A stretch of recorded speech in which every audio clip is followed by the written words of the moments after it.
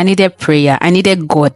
I make sure that I tell myself the many reasons why I can do it, and not the million reasons why this thing is going to flop.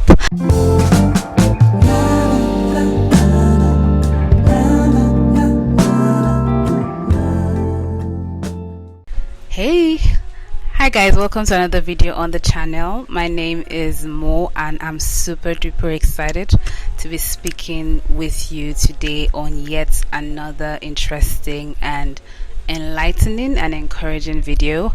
If this is your first time watching any of my videos, thank you so much for deciding to watch. I hope that you stay. I hope you become a part of the family. I hope that you are encouraged as well. And if this is not your first time watching my videos, thank you for coming back to watch.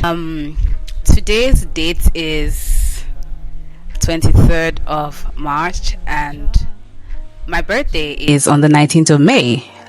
Which is less than 2 months. And the reason why I'm making this video is because I will be 32 years in May, which means that I'm almost 2 years past the 30 mark. And a lot has changed, a lot has happened. And I'm like, you know what, before 32, why not just talk about your life in the 30s bracket, what it's been like for you in your 20s, your late 20s specifically. And just like the title says, my life started at 30 years, and I'm going to shed more light into, you know, how it was like and how it is now, and what I did, what I did not do, what I had to stop, or what I had to take in, you know, just the processes basically. So let's start. Okay, please don't forget to subscribe and give this video a thumbs up if you enjoy what I'm talking about. So I'm going to throw you back to my late 20s, and I'm going to pick out the year 25. I clocked 25, and as much as people know that it's a milestone age, it's an age where you start to take in that sense of maturity. You know, as a girl, you start to feel more like a woman. As a boy, you start to feel more like a man. All of this was the case for me, but that at 25 years, I won't say that I was depressed. I wasn't depressed, but I experienced the shadow of depression. Now, I wasn't depressed because right from time, I had always made myself believe that it's never the end of the world. It never got to that point where I was suicidal or I just wanted to end it. I've never thought about things that way because I believe myself to be someone who knows that there's more that life has to offer. But at 25, it just felt like a lot of things were not where it should be for me. It felt like this year 25, I should have gotten to a point where I should feel a certain type of satisfaction, a certain type of fulfillment, but it wasn't so. In fact, my 25th birthday, I cried so much. That year, it was that year where I would wake up in the mornings and I'm just crying. Like, I didn't feel encouraged to do anything. I didn't feel motivated. I felt like my life was worthless. I felt like I wasn't making my family proud. I wasn't making myself proud. I wasn't making the people who more like look up to me proud. This year, I had a good job already, and everything had evolved from where it used to be into a much better place. But guess what? I still felt like it wasn't enough. I still felt like I was not fulfilled. There was a persistent sense of inadequacy, of self-doubt, and I had a certain level of low self-esteem. It wasn't what it seemed like on the outside. Like, I'll take pictures, I'll post it on Instagram, but a lot of times it was me just using these pictures to give myself a certain level of stamina, if you understand, to make myself feel in check. But deep inside of me, there was a burden in my heart that I did not know how to get rid of. You know, I found myself constantly comparing myself to other people who were probably doing the same thing that I was doing, and it felt like, okay, I'm doing what they're doing, they're seeing results, why am I not getting results? And it bothered me so much, because you feel like, considering where I'm coming from and where I currently am, I mean, now I have a job, I have a place I'm staying, things should be better, right? Things should have evolved, but it wasn't seeming so in my own perspective. Another thing that I felt at this point was that I felt like I wasn't loved. I felt like I was unworthy of love. I felt like, I don't know, it was just a lot. Like, relationship wise, friendship wise, it just felt like I wasn't getting enough love as I should get. So I found myself yearning for it. I found myself doing a lot of things to be loved, a lot of things to be seen in a place of love. And thinking about it in hindsight, must have been very, very exhausting, and this continued from my 25th birthday. Started to get better at 27, 28, 29, then until my 30th. And officially, I would say that I started to live at 30. My life started at 30, and I'll tell you why it started at 30. So I clocked 30 and I was very excited. The feeling I had at 25 was not there. I had put in a lot of work between 25 and 30, so I ushered 30 in with a better personality, with a more encouraged self. I was very aware of my worth. I knew what I wanted. I knew what I had, and I took care of myself so well that at 30 years, it was like I was seeing a clearer picture, and I loved exactly what I saw and where I was at. Now, what were the things that I did between 25 and 30? One, I started to exercise self-compassion. I started to take it easy on myself, stopped beating myself up. I made myself understand that you are only able to do the things that you're able to do. Like, if you don't get it done, that's fine, try again. And if you're able to get it done, pat yourself at the back. I stopped being hard on myself. I stopped putting too much expectation on myself. I gave myself so much grace that it was all about what I'm able to do, how convenient it is for me, how much of a good time it is for me to get things done, and how much control I have over the things that I want to do. So no pressure. It was all about me. I want to eat, I'm eating because I want to eat. I want to drink water, it's because I'm thirsty. And because I took it easy on myself, I felt a certain level of peace, comfort, a certain level of relaxation in my mind. I wasn't feeling anxious because everything was within my call. The second thing I did was I decided to identify my strength. Like, okay, what are the things that you love to do? What are the things that you do and you do well? I decided to go for the things that I know or I knew that I would enjoy. So it wasn't about how I wanted to be seen or perceived by people. It was more about a self-search that I had done. Something that I had done to myself to make myself realize that, look, you love to take walks in the morning. You're not doing it because you're seeing somebody on Instagram that is doing it, yada yada yada. It's all about you. It makes you feel good. When you take a walk, you come back, you're relaxed, you're able to do work well. Yeah. So I considered myself, I identified my strengths, because I knew that if I identify my strengths and I get these things done within that scope, I'm able to enjoy what I'm doing and I'm able to do it well. At this point, the goal was for me to excel and not to focus on shortcomings or focus on where I'm not able. So it was more about where I'm able and less of where I'm not able. The other thing I did was I set realistic goals for myself. Like, beginning of the year, I'm looking at, okay, this year I want to do 5 things, and these 5 things, these are the things that I will do to get it done, and that's it. I'm not going to make myself think that I can go all out when I know that I don't have the resources or I don't have the mental capacity to go through it. I don't whine myself, let me use that word. I want to do this, I want to do this, and this is how far I'm going to go, this is how close I'm going to keep it at. And pacing that way helped me to achieve my goals quicker and without pressure. The next thing I did was that I allowed myself process only positive thoughts. I stayed clear of every negative thought that crept into my mind. Now, let me let you understand. Your mind is a black and white.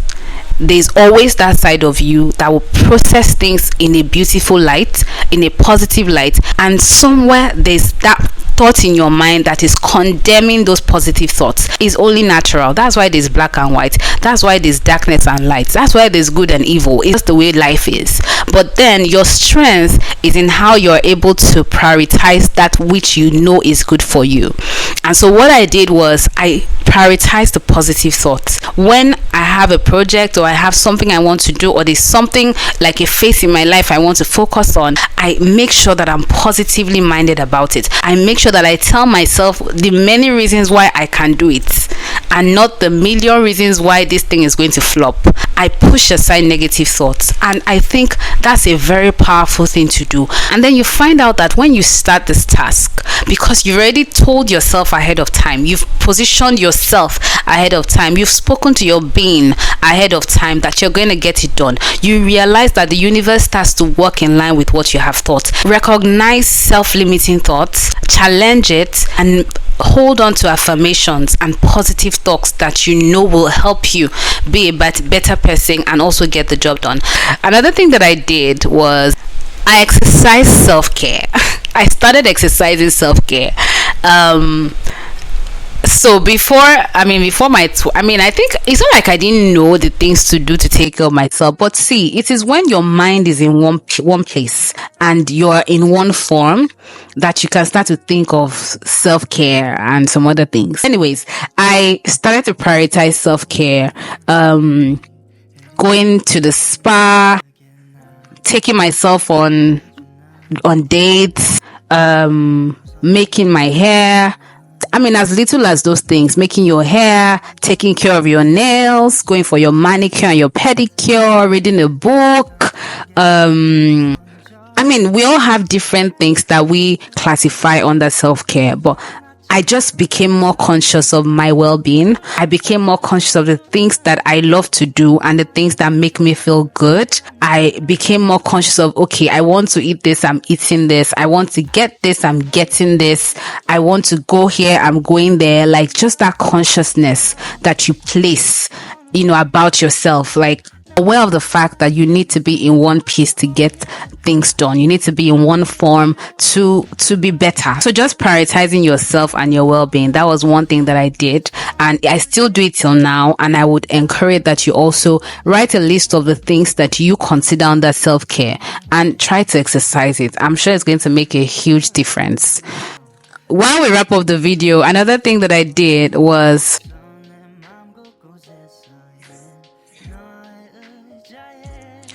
I decided to open myself to learning and growing. I started to take courses. I started to be more inquisitive. I started to challenge myself. I want to take on more responsibility. I want to try more things. I want to start public speaking. I want to do more about my brand. I want to just wanting to evolve, not wanting to be in one place. So I started to take steps towards personal development, towards growing and learning in my field, and as regards my brand, conscious efforts towards these things. And one thing I want you to understand while you decide to learn and grow is that every experience that you go through, whether positive or negative, will contribute to your growth eventually, would contribute to your well-being as an individual, will contribute to how much you understand yourself. So you need to be very careful about the things that you pay attention to and the things that you show interest in. Also, I prioritize investing and saving. I cannot even overemphasize this one. Please, guys, see, as we get older, it is not a debate, or it's not a whether or not. You need to start saving. You need to ensure that you put something aside for the future.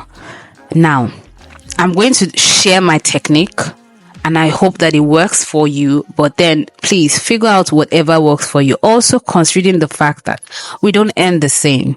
We don't make the same amount of money. I'm very understanding of that. But I also believe that as little as a 10 naira, as little as a 50 naira, as little as 100 naira every month, by the time you look back in 1 year, is something.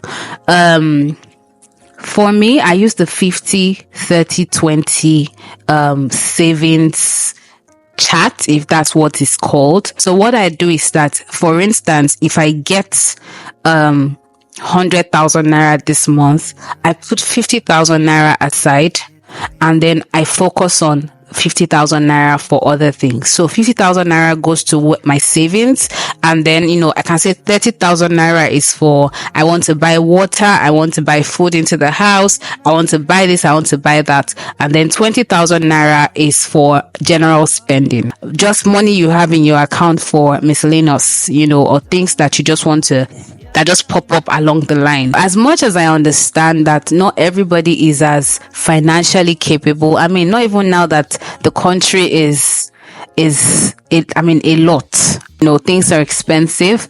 I would say that there's a simpler way to save, and that will be that if you earn 5,000 naira, or if you earn 10,000 naira, as little as a 500 naira or a 1,000 naira every month, that will do the magic. By the time you save in 5 months, that's like 5,000 naira or 2,500 naira. That's something. So just ensure that something little goes into your savings.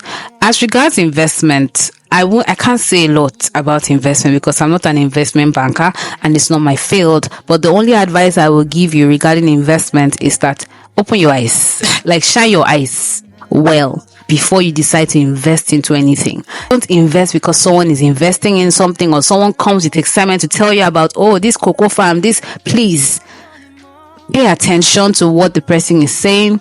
Don't make decisions instantly. Do your research and ask questions. If you can't ask the person questions, there are other people around you that you can go to ask questions. Go online, read. Don't jump and put your money into an investment because it's seeming exciting. Please do your research. Also, I start praying more. Because prayer is the key. You can't even push that one aside. Everything that we do in life, if it lacks the God factor, is a waste of time and energy.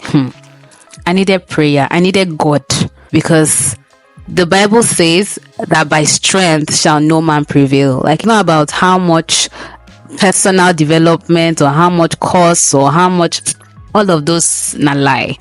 God is still the God factor that seals it up. So knowing this, I prayed more. I became more specific in my prayers. I read the Bible more, and I had people around me that I was praying with. I can't teach you how to pray, but even as simple as our Father who art in heaven, hallowed be thy name. If that's what you know how to pray. God is omniscient, omnipresent. It's not until you shout the roof down. In your closet, in your rooms, just that heartfelt prayer of mercy and grace is enough. I quit self-pleasing. That was one thing I used to do a lot. Self-pleasing. Like, I was so scared and worried to say no to people. It was just like, how would if I tell this person no now, won't they feel bad? Won't they think I don't want to do it? I people before myself, and then it started to weigh me down, like literally weigh me down. I'm not even okay yet. Someone is bringing their own to me, and I would realize that I would push my own aside, prioritize on their own, and then come back and start dealing with my own. Like, very exhausting. So what I started to do was, I started to, in the light of prioritizing myself, I made my no's and my yeses yes, and my maybes. If you reach out to me, you want something, I ask myself questions. Is it a good time to do this thing? Yes, it is. Okay, sure, I'll do it for you. Is it a good time? No, it's not. Look, it's not a good time to do it now, but you know what about this date? I create a convenient time for myself. If the person says yes, we get it done. If the person says no, I wish I could help you. So I didn't, it was not a dilly dally. It was, is it comfortable? Is it not comfortable? People tend to take what you give them. That's one thing you need to understand. Like, if you give them so much, they'll take so much. If you give them little, they'll manage the little that you're giving them. So don't put yourself in a place where you're putting yourself under undue pressure just to make someone else comfortable. The last thing that I would say in this video is I stopped making myself, I stopped limiting my ability. Yeah, that's it. It's better to try and fail than fail to try. Like, I'll rather tell you, I tried though and it didn't work, than I didn't try because I was afraid I'll fail at it. No. So I'm going for it. There's this opportunity, I want to try. There's this chance to do this, I want to do it. Let me now do it and not do it well. But you can bet that while at it, I probably learned one or two things, and by the time I'm trying again, I'm way better than I was the last time. Basically, these were the things that I did, and I'm going to be 32, and for the first time in how many years? In years, actually, or maybe since I was born safe, I'm excited to even do a photo shoot for my birthday. I'm just like, this year I want to do a photo shoot because it's been a journey, and I'm 32 and I'm good. God's grace and mercy is abundant in my life.